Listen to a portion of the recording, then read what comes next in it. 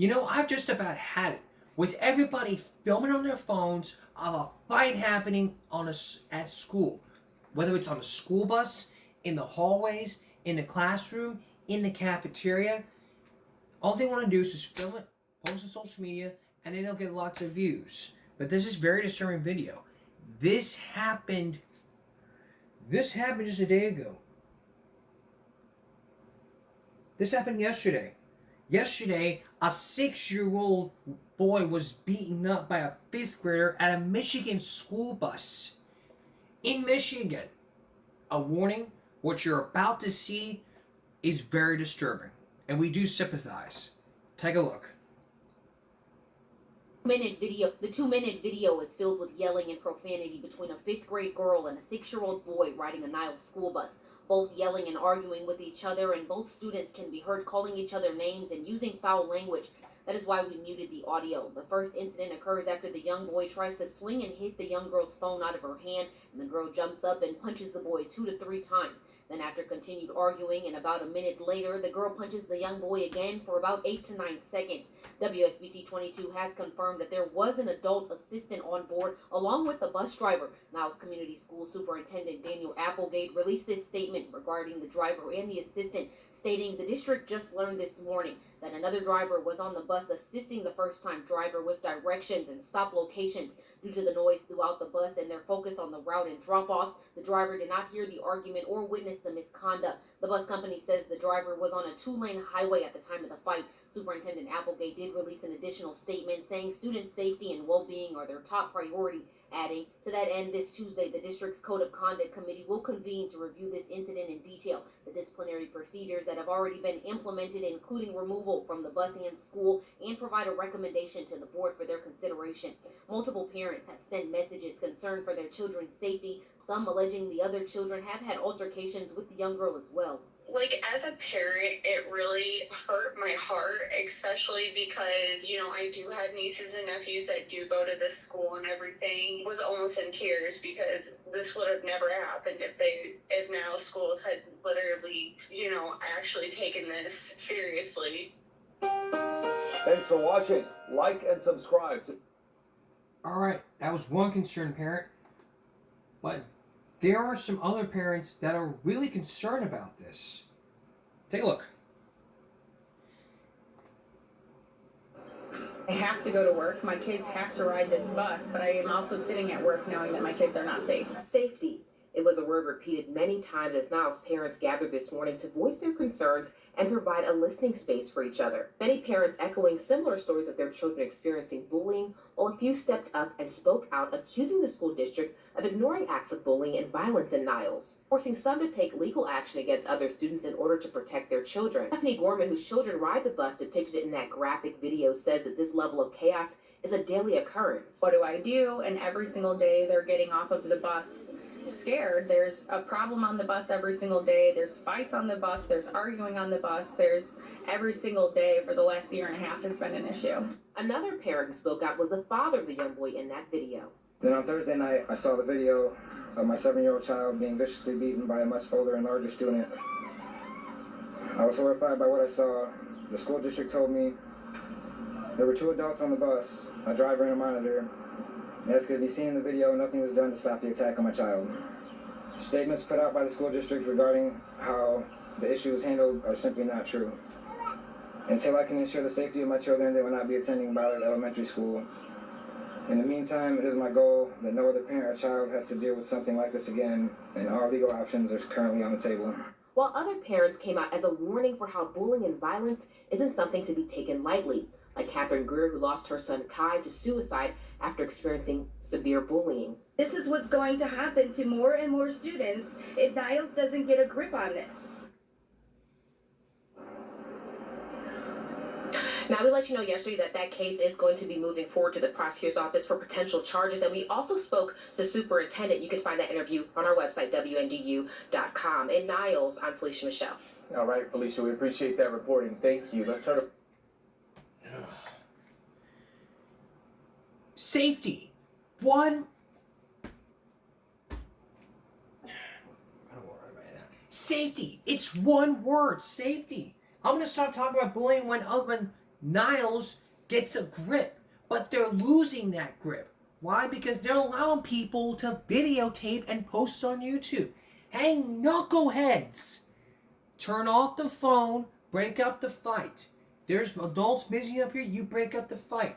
Don't take things in your own hands by sitting there filming a video and posting a video.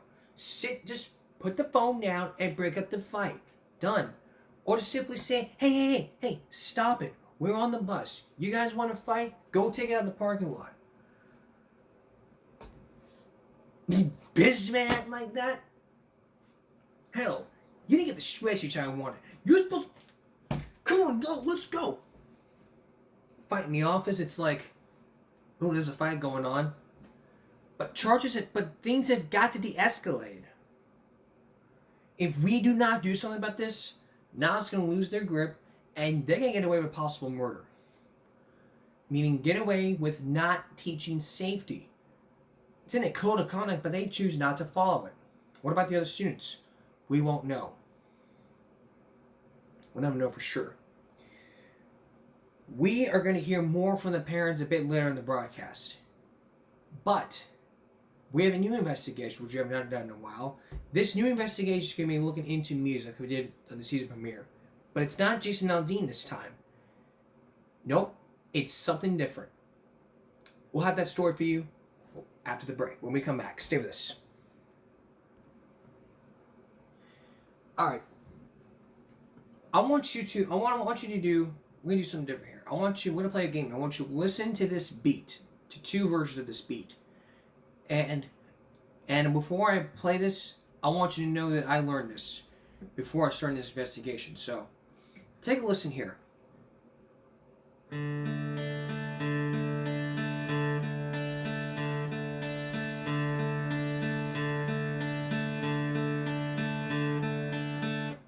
Now take a listen to this one.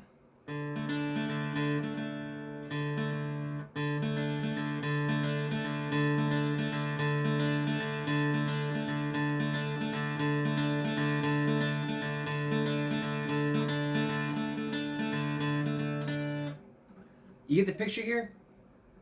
If you didn't get the picture here, take a listen to these two short clips. Take a listen to this. Listen.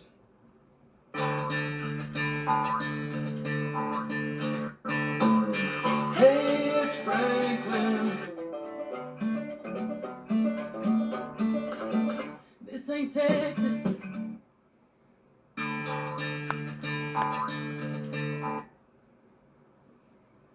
This is the start of a brand new Give and Make investigation in not only just the Beyonce music song called Texas Hold'em, but it's the intro that but it's the same rhythm that's going on. Now,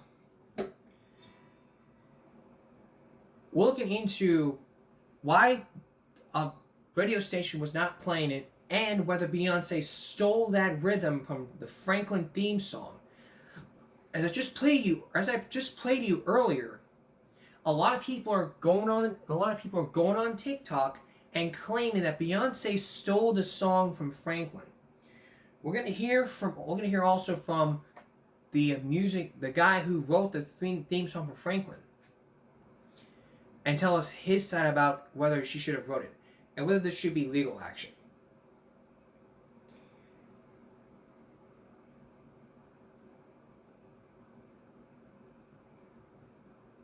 So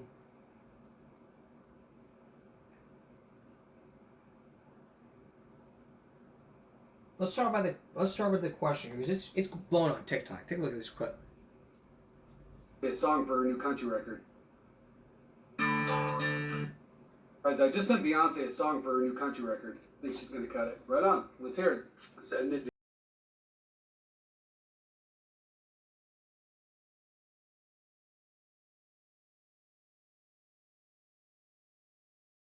She's gonna love that. Wait a minute. That's Franklin. What are you talking about? Who's Franklin? You know what I'm talking about, the cartoon turtle from the PBS Kids show. No. I wrote that yesterday. Totally original. You're wrong.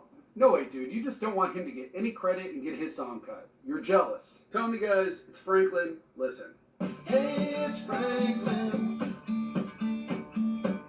Coming over to play. You ripped off a turtle, dude? Ripped off a turtle, dude. Beyonce's gonna be pissed. I just... Beyonce's gonna be pissed. Maybe Beyonce won't care until she sees this investigation. But here's what the New York Times has posted just over almost 2 weeks ago. How many of you have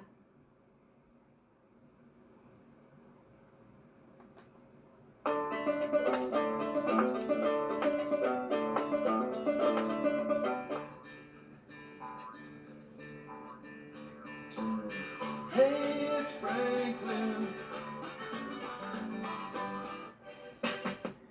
Beyonce's top Billboard hit Hot Country Song charts in the Hot 100 hit with a hit called Texas Hold'em. Now social media users are debating how eerily similar the song is compared to the Franklin theme song.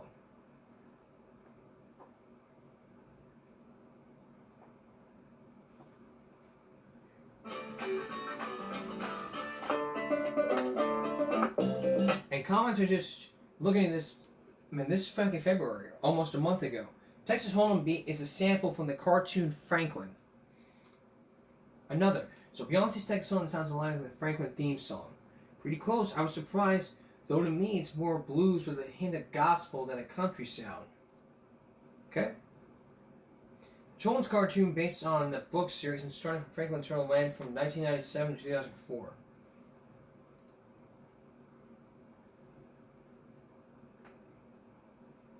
Amid the commotion, the composer of Hey, It's Franklin, Bruce Cockburn, admitted the rhythmic feel is similar.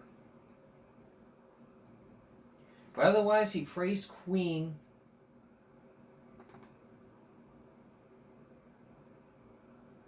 for a good record and success.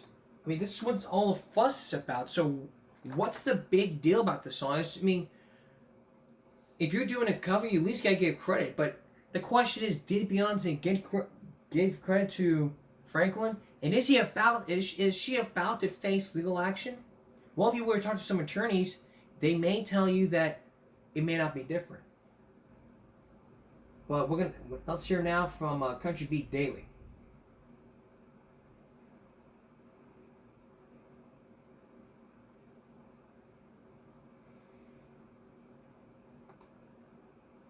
Is Beyonce's Texas Hold'em lifted from Franklin the Turtle's theme? Is Beyonce's Texas Hold'em lifted from Franklin the Turtle's theme song? That's the question that the internet is asking. And now the composer of Franklin's theme song has also jumped into this conversation. Here's a quick comparison.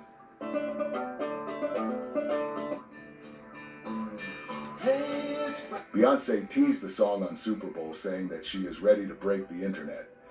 And she has been doing just that. Did I break it? You broke me. At first, there were the allegations of some people trying to keep Beyonce out of country. Dukes of Hazzard star and country singer John Schneider had this to say about her. You know, every dog has to mark every tree. But there were many more who loved the song. It hit #1 on both Billboard Hot Country and Hot 100 charts. Now, the song is involved in a new controversy. Some TikTok users discovered that the Franklin theme song sounds eerily similar to Beyonce's new country track. People started sharing this, and just like that, Beyonce broke the internet again. In case you are still trying to recollect who Franklin the Turtle is, it was a very popular children's show that ran from 1997 up until 2004.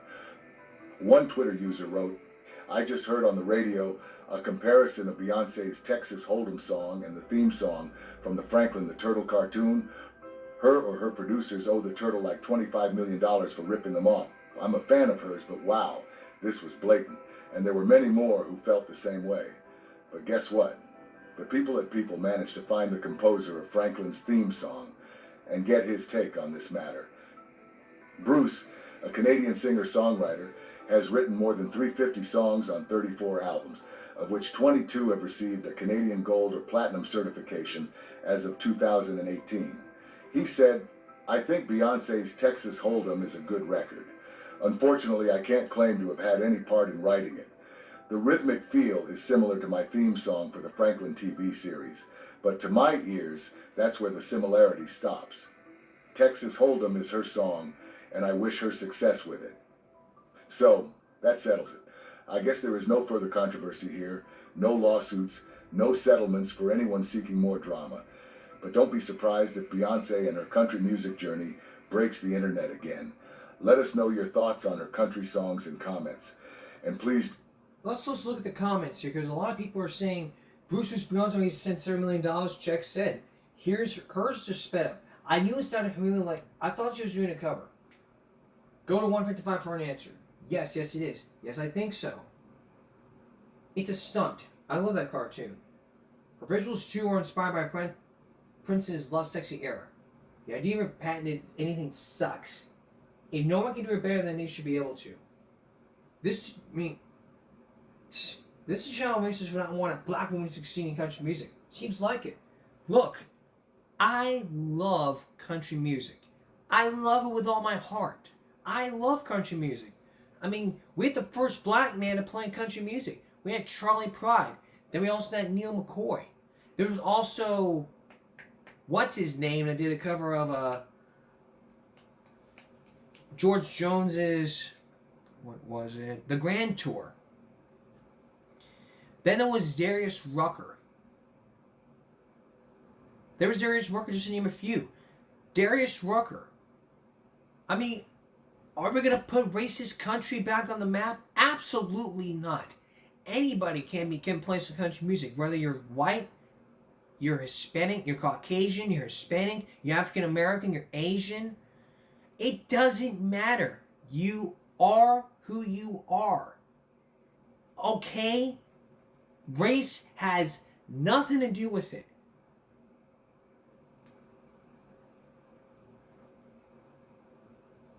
Race has nothing to do with it. Country music is country music with a steel guitar and a fiddle. That's just how it is. Case closed. Okay? Case closed. But if I want to write a song using this rhythm on it,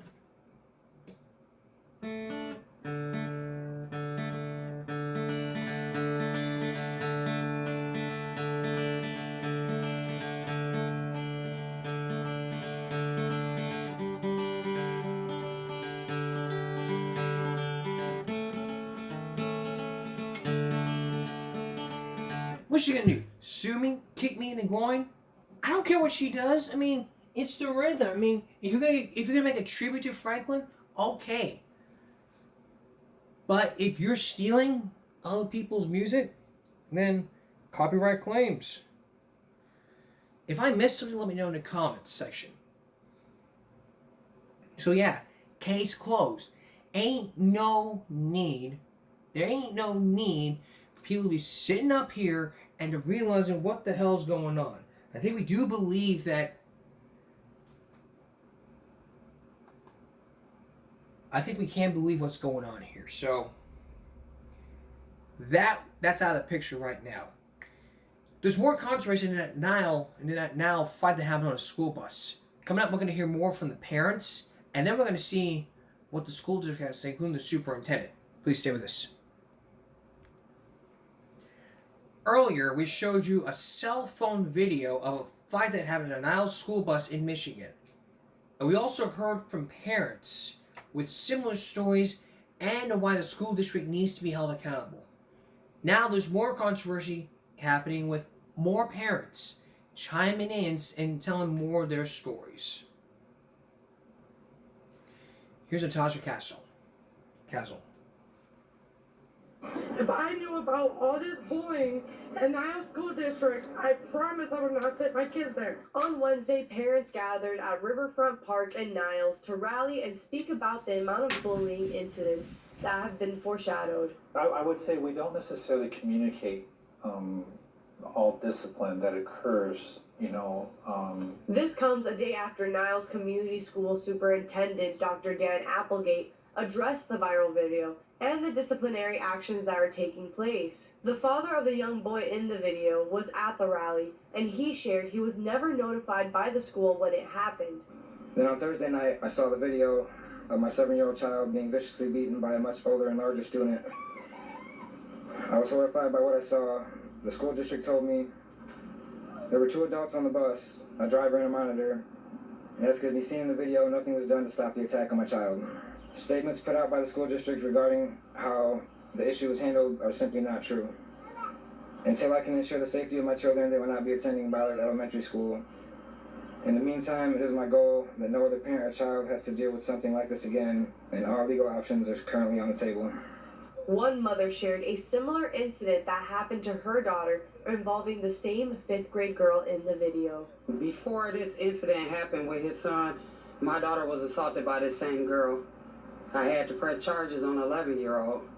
7 days before this altercation with this man's son, when they put her on probation, this would have never had happened to his son if they would have did something about what happened to my daughter. I would have never took any legal action if I didn't think it was serious. At this time, both students in the graphic video have been removed from the school as an investigation is ongoing. Thank you, Natasha Casal, reporting for us tonight. Well, at a glance, We get it. Everyone wants to fight about, oh, you talk about my mama? Boom. You said something about my wife? Okay, that kind of hurt.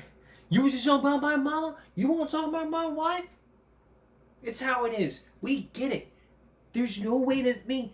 Look, you guys, the school's immaturity level is just below. They're immature. They gotta grow up and start realizing that they have a bullying problem. And if they don't know how to handle it, we'll talk to somebody and simply say, what can we do? What can we do to resolve this? To answer this question, what you have to do is ask yourself the question, do we have a reported bullying system? If you say, no, we don't, create one. Anonymous people can just send in information and it can be reported to the school district. QR codes in the hallways, in the classroom, in the bathroom. There you go. Problem solved. Problem solved. Like we're gonna beat up, boom, ow, ow, ow, ow, ow, ow. Click, ow, ow, ow, ow. Little QR code scan to help. It's every parent's worst nightmare. We need to make sure it does not happen again. More has got to be done. If we don't do something more about this, it's going to de-escalate further and further than expected.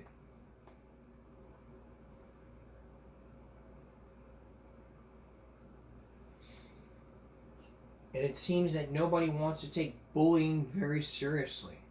Very seriously.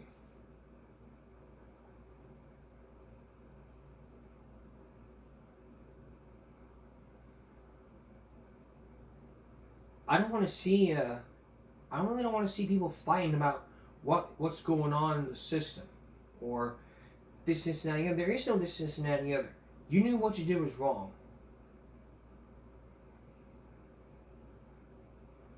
Every parent knows that what their child did was wrong.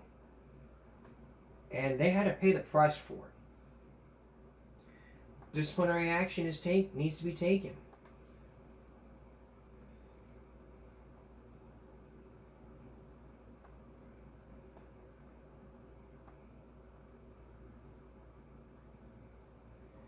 It's just as simple. We don't need people fighting about it. People fighting about what's going on.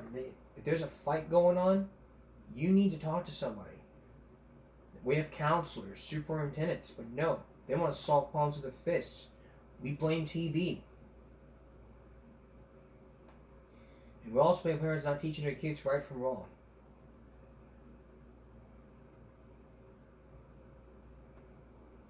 That's who we put the blame on. So don't y'all be coming up to me and saying to me, well, I'm a mom, this and that, and the other should have happened.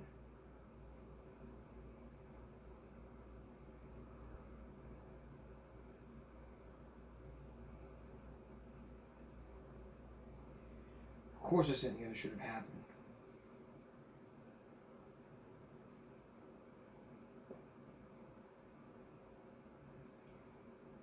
And nothing else would have happened if something drastic had changed.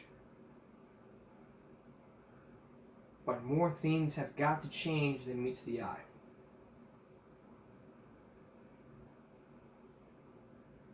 And even then we want to know. Alright. You may remember this year's going to mark 15 years. 15 years ago, a lot of people have came up with scandals about Bill Clinton happening. Up next, we're going to hear from Juanita Broaddrick, and we'll hear from Juanita Broaddrick and give her take of the events that happened years ago when she claims that former President Bill Clinton sexually harassed her. Stay with us. Well, 15 years ago, if you've been surfing around every news station, ABC, NBC, CBS, you may have heard some startling allegations on former President Bill Clinton, who was accused by every single woman of sexual abuse or harassment. Now, tonight and Friday, we are going to start telling you the names of 2 to 3 women who have accused Bill Clinton of sexual harassment. One of them we are going to tell you about tonight. It involves the story of Jane Doe number 5, or the full name of Juanita Broaddrick. NBC News continued its investigation only after as they were continuing the investigation, Jane Doe number 5 went public saying that Bill Clinton sexually harassed her. And what the story you're about to hear could be damning, and it could be the difference could have meant the difference between the accused and the accusee. The question you got to ask yourself is she to be believed, or is Jane Doe number 5 the latest round in the political war against President Bill Clinton? It's a story that must be told with eyes and ears.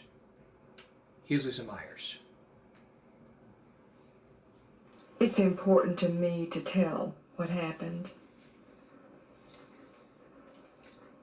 I don't know how people are going to take this. I don't know what they're going to think after all these months and years. Why I've come forward.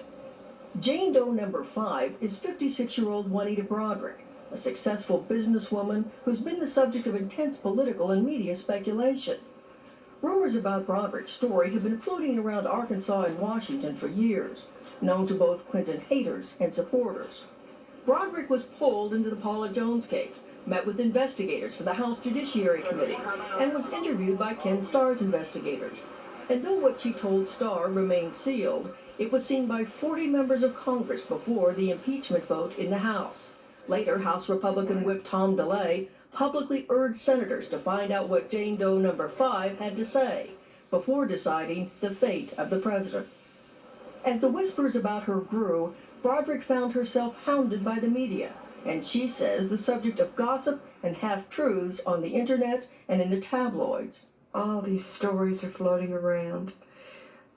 Different stories of what really happened, of what people think happened, and I was tired of everybody putting their own spin on it. Broaddrick's story became public last week, and since then her story has appeared in print, on radio, and TV. But much of what you may have read or heard is incomplete. While NBC News was investigating this story and seeking comment from the White House, our work became the subject of much speculation.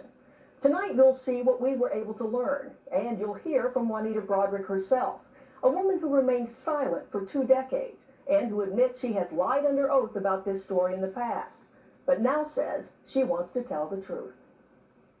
Juanita Broaddrick's story begins in 1978. She was a registered nurse who had started her own nursing home in Van Buren, Arkansas.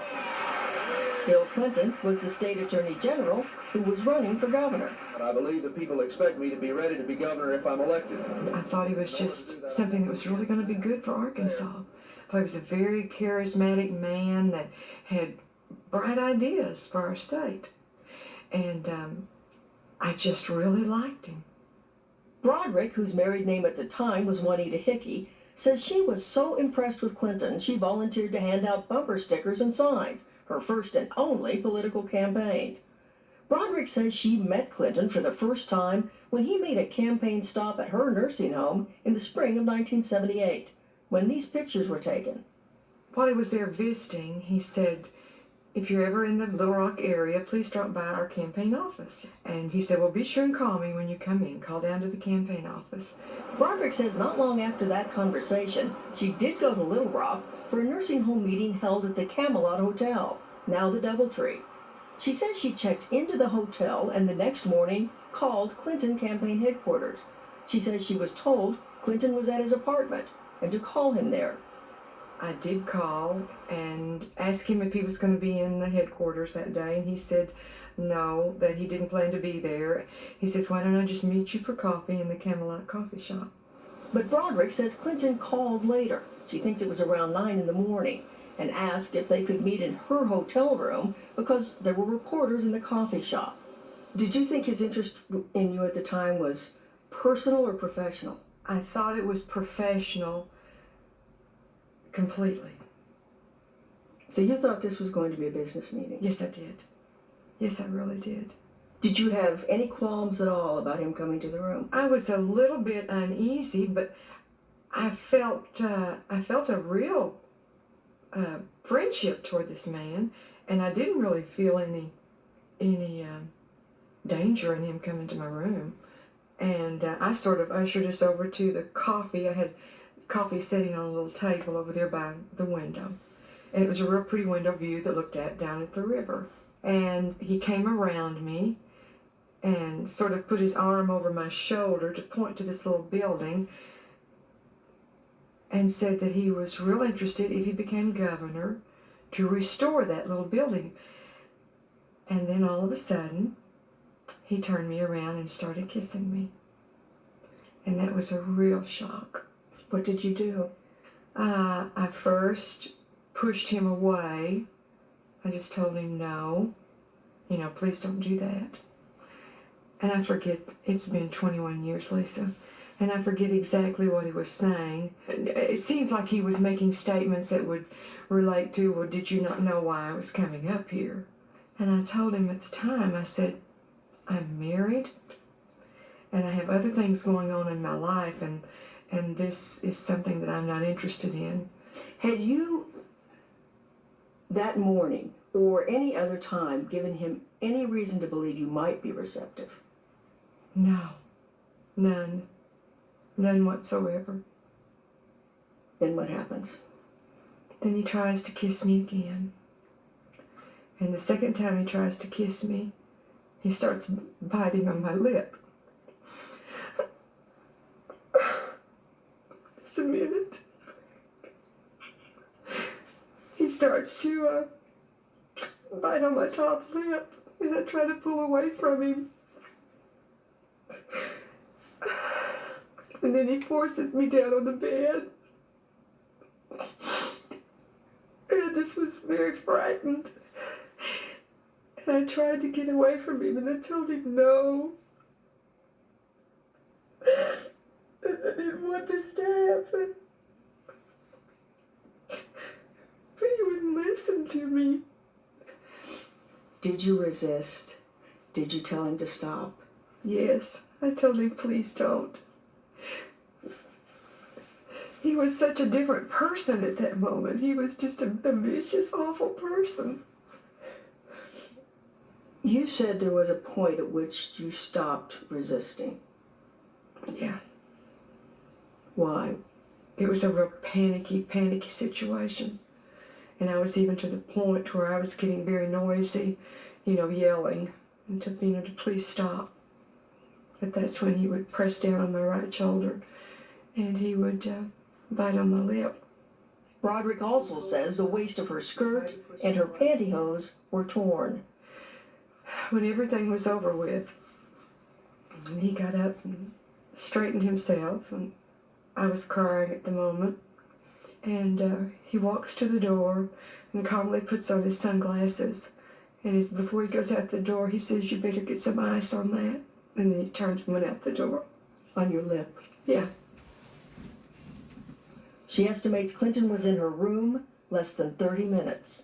Is there any way at all that Bill Clinton could have thought this was consensual? No. Not with what I told him and with how I tried to push him away. It was not consensual. You're saying that Bill Clinton sexually assaulted you, that he raped you. Yes. And there's no doubt in your mind that that's what happened. No doubt whatsoever. While the president and his lawyer declined to be interviewed on camera, through his lawyer, the president did issue a statement saying any allegation he assaulted Broderick is absolutely false. And when asked about it today at a news conference, the president said he had nothing to add to that statement. It's important to note, and Broderick concedes, that aside from her, there are no witnesses. And as far as we know, no one saw Clinton enter or leave Broderick's room, or even the hotel. She took no photos, kept no evidence, and the hotel has no records to confirm that she stayed there. However, Broderick does have a friend who backs up her story. Norma Kelsey did not want to be interviewed on camera. However, she told us she did accompany Broderick on that business trip to Little Rock. They even shared a hotel room. Norma says when she left that morning, Broderick told her she was planning to see Clinton. But Norma says when she called around lunchtime, Broderick was upset and crying, so she returned to the room. Well, I was very emotional just within an hour or so after it happened. And then by the time Norma got back, my whole top lip was turned out and very swollen, very ugly looking. Norma also says that Broderick's lip and mouth were badly swollen, that her pantyhose had been ripped off, and she says Broderick told her she had been sexually assaulted by Clinton. Did you feel any internal injuries? Of course, I felt just the whole thing you can imagine of being violated. I felt, of course, there was pain. Did you consider going to a doctor? No, not at all. I just wanted to get home. I wanted just to all go away. I wanted to just walk out of there and forget that it had never happened because I felt very responsible that I had allowed him to come to my room. Broderick says she decided to leave the hotel immediately without going to the nursing home meeting. She says after Norma helped ice her lip, the two of them left Little Rock and drove more than 2 hours back to Van Buren. We were still, Lisa, in shock over what had happened. It was like, this is a horrible thing, and I'm going to wake up in a minute, and this is not going to be true. Norma told us that on the drive back, Broderick was very, very upset and in shock, and says Broderick blamed herself for letting Clinton up to her room. And Broderick says she never considered going to the police, especially since Clinton was the Arkansas Attorney General at the time. The question everyone is going to ask is, Juanita, why didn't you report this 21 years ago? I didn't think anyone would believe me in the world. Anyone would not believe her in the world, but if she had told her years ago, then Bill Clinton would be charged. But it was too late. The statute of limitations is over 1 year. But when we come back, what did NBC News learn about this story?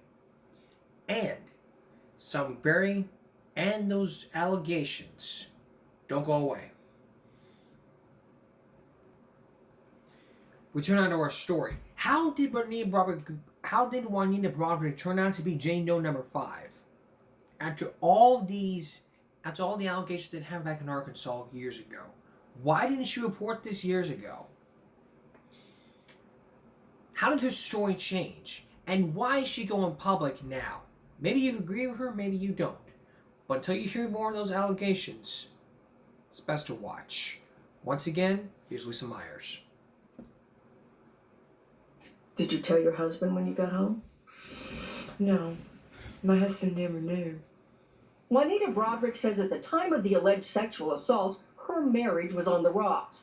She says she never told her husband, Gary Hickey, about the alleged incident and told him the swollen lip was the result of an accident.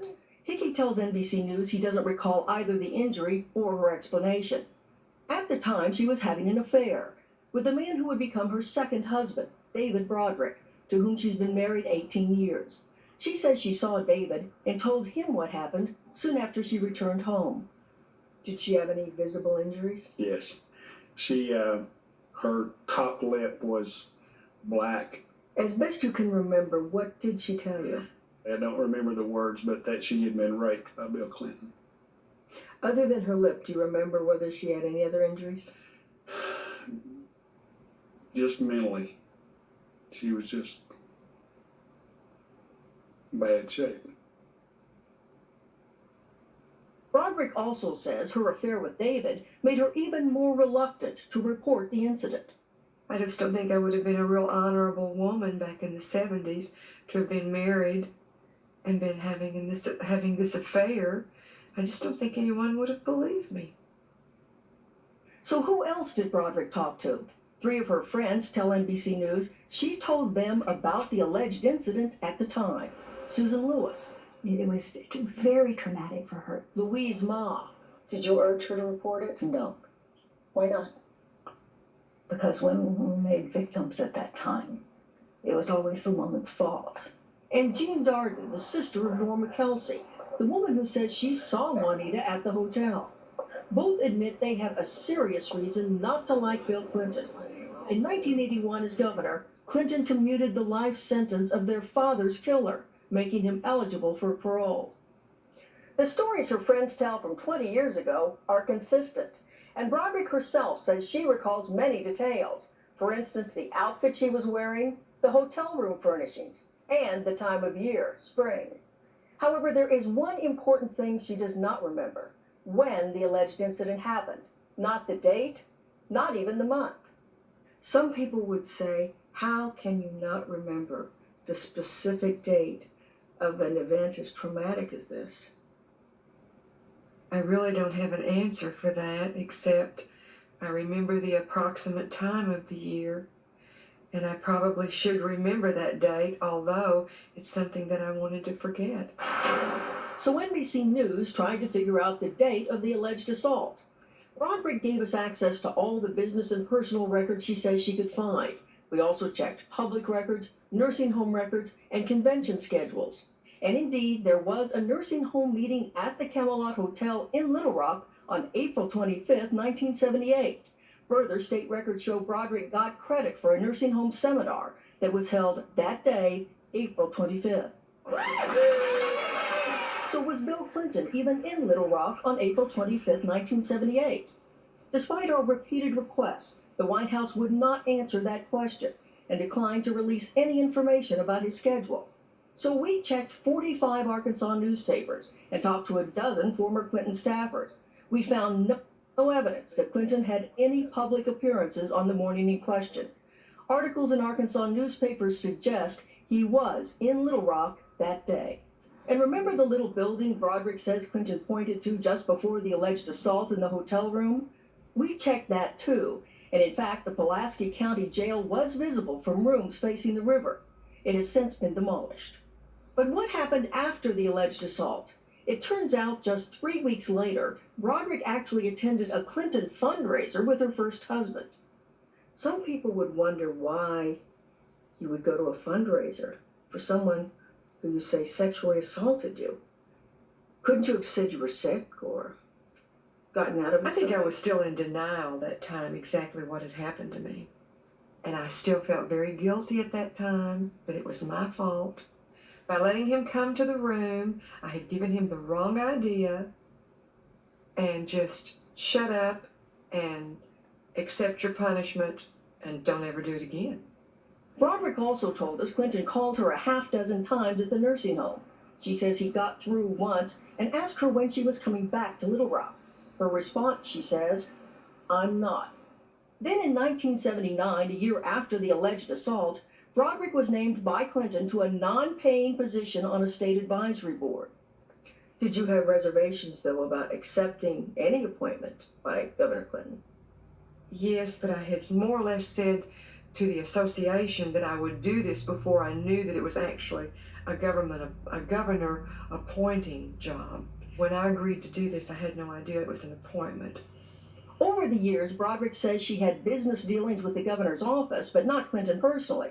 In 1984, she received a letter signed by Clinton after her nursing home was named one of the state's best facilities.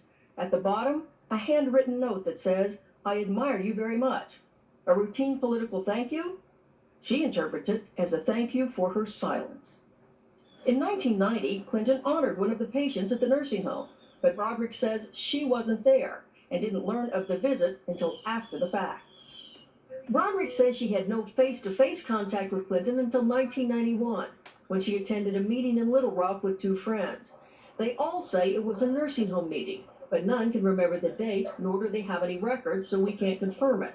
Broderick does remember that she was suddenly called out of the meeting, and she says to her surprise, there was Bill Clinton in the hallway. One friend says she saw them talking. And he immediately began this profuse apology, saying, "Juanita, I'm so sorry for what I did." He would say things like, "I'm not the man that I used to be. Can you ever forgive me? What can I do to make this up to you?" And I'm standing there in absolute shock. And I told him to go to hell, and I walked off. But Broderick remained silent when she learned soon after that Clinton was making a bid for the Oval Office. Here the man is running for president. Doesn't the country have a right to know this? Yes, and that's what I got to thinking about. And David and I talked about it. We talked about it, and I cried about it, and then we decided that it wouldn't be in our best interest to do it. In fact, Clinton's political opponents say she rebuffed their efforts to get her to come forward before the 1992 election. After she turned them down, one of the men suggested she had been paid off. Did you receive any payoff to stay silent? Oh, goodness, no. I mean, how could anyone be bribed or paid off for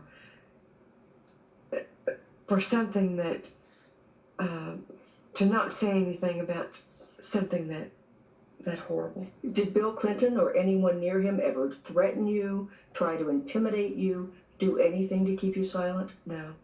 This has been strictly your choice? Yes. Broderick says she was determined to keep the incident quiet, but in 1997, her hand was forced when she was subpoenaed by Paula Jones' lawyers. She filed an affidavit in that case, under oath as Jane Doe number 5, denying any unwelcome sexual advances by Clinton.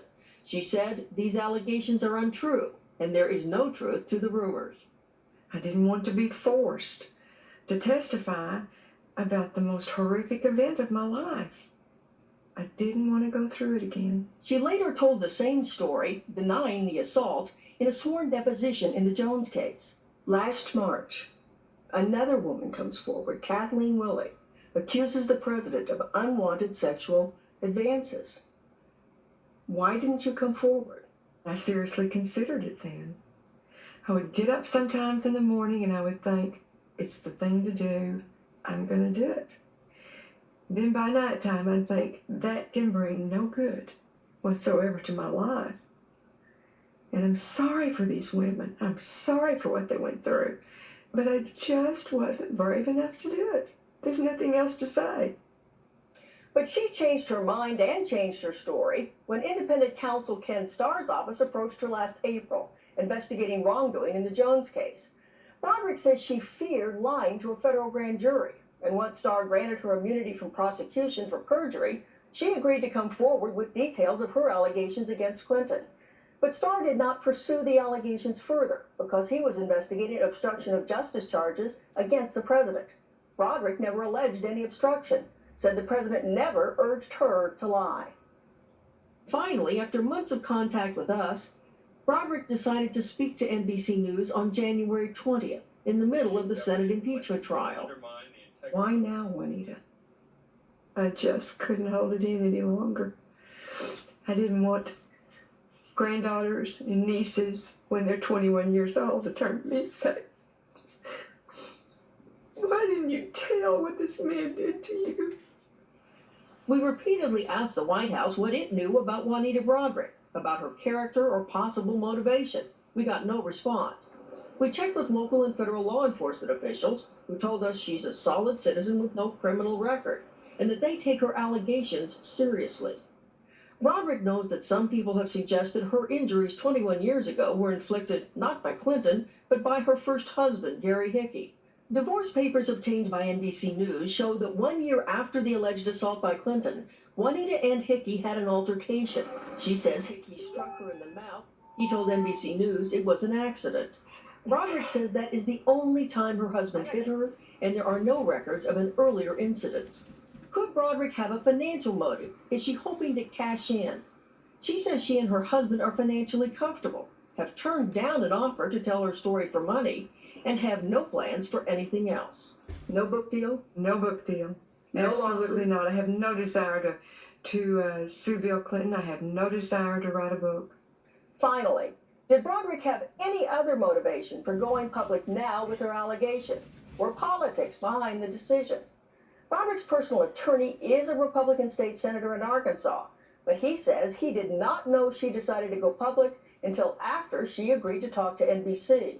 Broderick says she is not registered with any political party, and the Brodericks say they have donated money to both Republican and Democratic candidates. What is the purpose? Do you want to destroy the president? No, I don't want to do anything. I do not have an agenda. I want to put all of these rumors to rest. I buried this a long time ago, Lisa. And the only thing I'm trying to do right now is to clear up all of these stories that are out there. But after all this time, how does Juanita Broderick feel about Bill Clinton? I couldn't say it on the air. My hatred for him is overwhelming.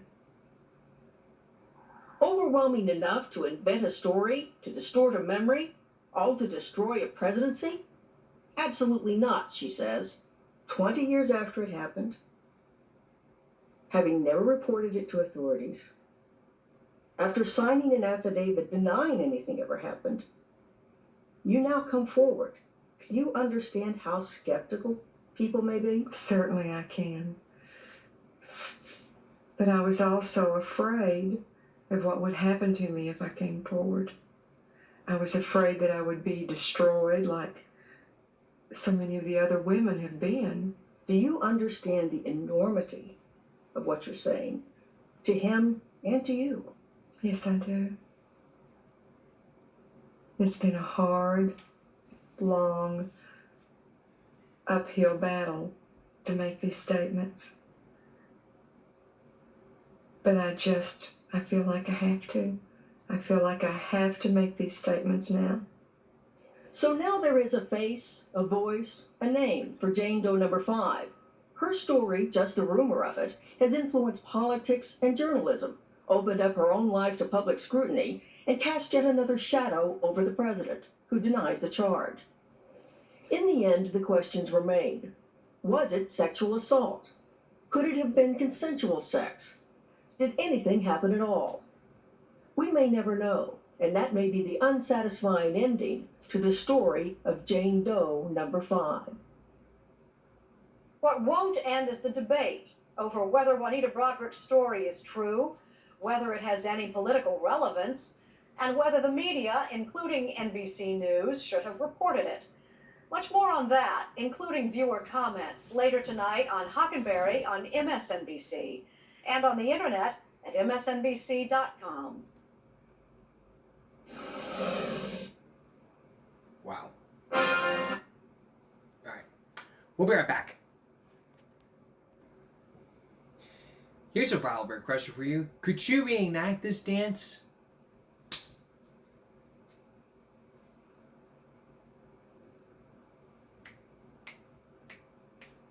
You probably couldn't.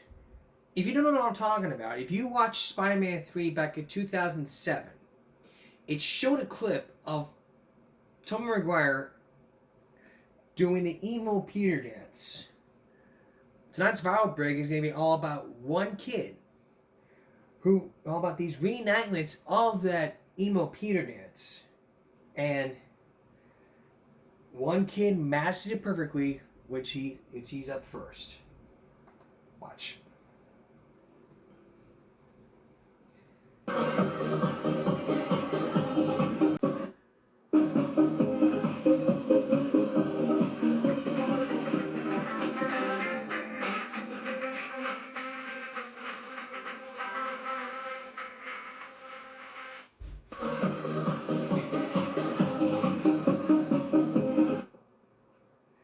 TV's like going, is he Green Spider-Man?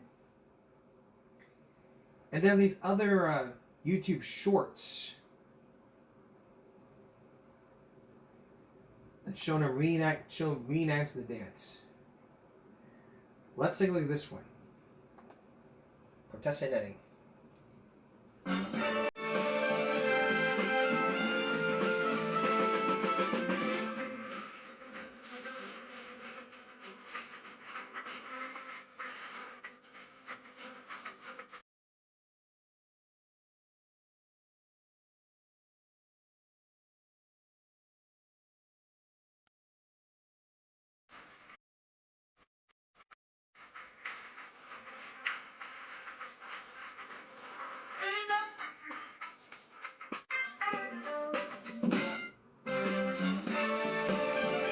That was kind of cool. Really kind of cool either way, but anybody can reenact that dance, even in realistic audio. Kind of cool. But imagine you doing that in public. Take a look.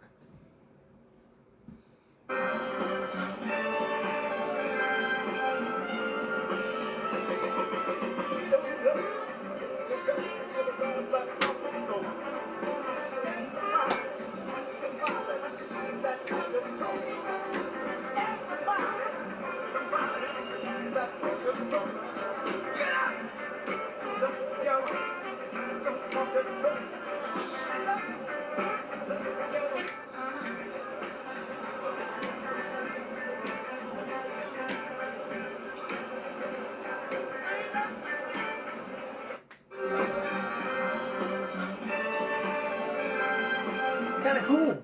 Reenacting the dance.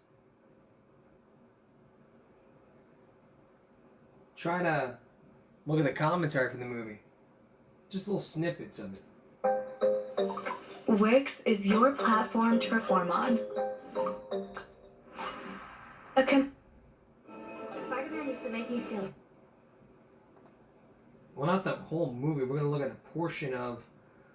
Well, basically, if you heard the commentary, see, they keep it right with Sam Raimi and getting away with, but this is not a movie debate. This is just for our purposes. Alright, coming up on Friday, Monica Lewinsky, years ago.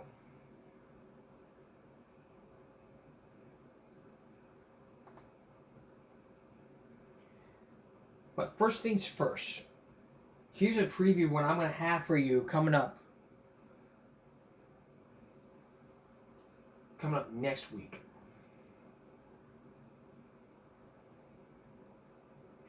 A story about a Louisville, Kentucky judge who had forbidden a lawyer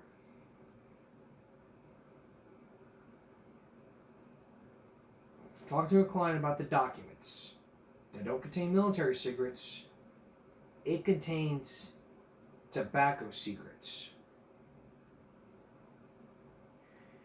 Here's another preview of the story. Here's a sneak peek of the story I'm going to tell you all about coming up also next week.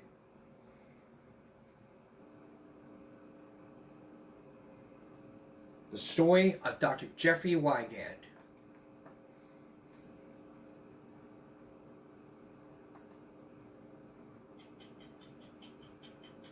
Which is true? What the tobacco men at Brown and Williamson say about their former research director, Dr. Jeffrey Wigand? His life has been a pattern of lying. Or what the Attorney General of Mississippi says about it? The information that Jeffrey has, I think, is the most important information that has ever come out against the tobacco industry.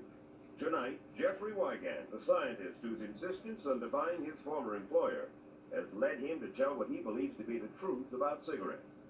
What is it that he believes to be the truth about cigarettes? And what is it that Brown and Williamson believes to be the truth about him?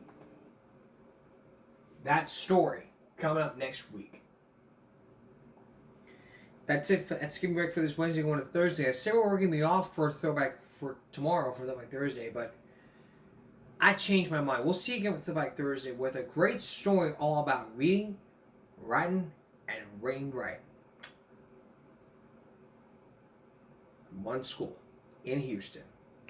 And if you missed it, we'll play with you again next week on a Flashback Friday. Bye-bye.